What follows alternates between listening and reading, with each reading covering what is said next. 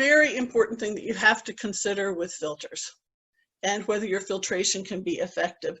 Your fan has to be able to push your air through your filter, or whatever liquid you're trying to push through the filter. The filter has resistance to the airflow. I mean, kind of obviously that would make sense. You put something to block the air and it slows it down. The resistance to the airflow increases as the airflow increases, as shown in this MER 15 pressure drop curve.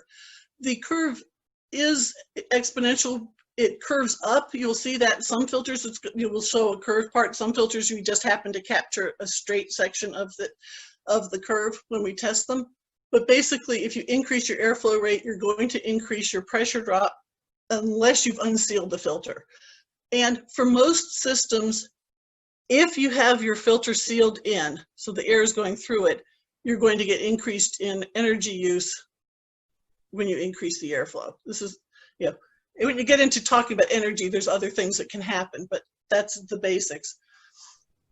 We also have the issue on filters of whether you're collecting on the surface or deep inside the filter. So depth filtration is when the spaces are big enough between the fibers that particles are collecting inside the fiber, and eventually they collect enough that the filter will start to form a filter cake, which basically just means a layer of dust, and it will close off that space and it makes the filter more efficient.